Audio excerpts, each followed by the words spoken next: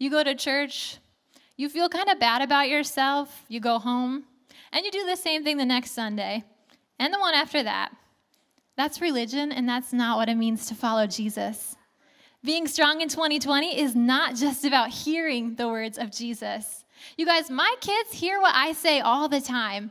I have an almost 5-year-old daughter named Sophie and a 2-year-old named Ryder, and they know I love them. They know I have good things for them, and they know I know some things too, like when I teach them, if you mix red and blue together with your paints, you'll get purple. And they're like, wow, my mom's amazing. She knows things. But then other times they're like, I'm not going to listen to what she says.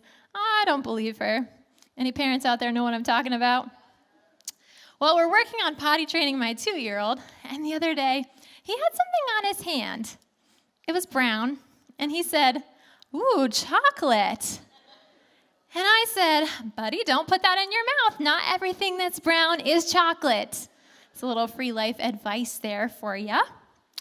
My sweet little man heard exactly what I said. He knows that I love him, and he ate it anyway. Let's just hope it was chocolate. I love my little buddy, but that was not wise. I'm just saying. It's a silly example, but we do the same thing with God. How many times have we been like, man, that looks so good. God would want me to be happy. I deserve it. And God's like, it might look like it's going to be sweet, but it's going to taste bitter in your mouth. I have better for you. Therefore, everyone who hears these words of mine and actually does them. Not just says, honey, wasn't that such a great message today? Wasn't Pastor Nate on fire? And your spouse is thinking, yeah, but what are you going to do with that message?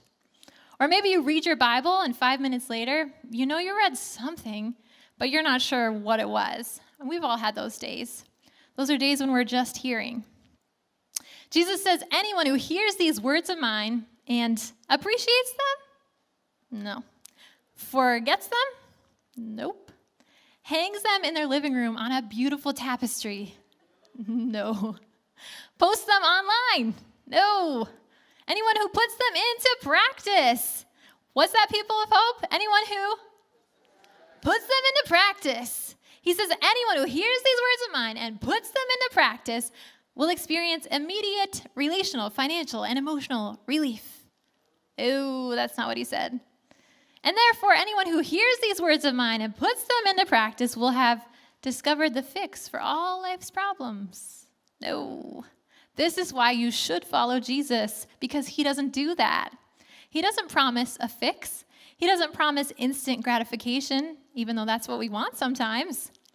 He invites people to live in a different direction, a direction that doesn't make sense to everyone and might cause them to ask, yeah, but how are you really doing? He invites you to live on a path to success.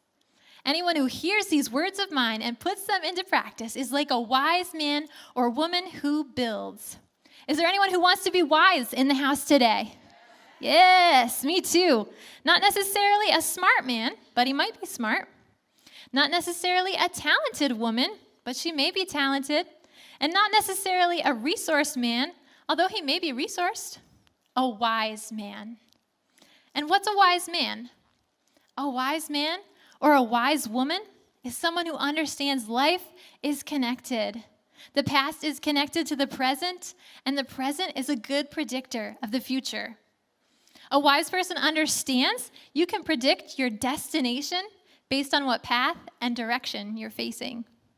They understand strength. It's not based on luck. Strength is found in a foundation and the direction in which you're building. If you're taking notes today, that's point 1. Your current building direction indicates your ultimate destination. That's how wise people think. If anyone hears these words of mine, puts them into practice, he's like a wise man who built brick by brick, truth by truth. It's a process. It takes time, discipline, being intentional. A wise man who built. This relates to habit, repetition, even delayed gratification. If you're going to build a house, you have to wait till you finish to live in it. A wise man who built his house. In the context of this parable, a house is like a life. It's your relationships, your money, your health. It's everything that has to do with anything that's important to you. The wise man is someone who listens to what Jesus said and actually puts it into practice.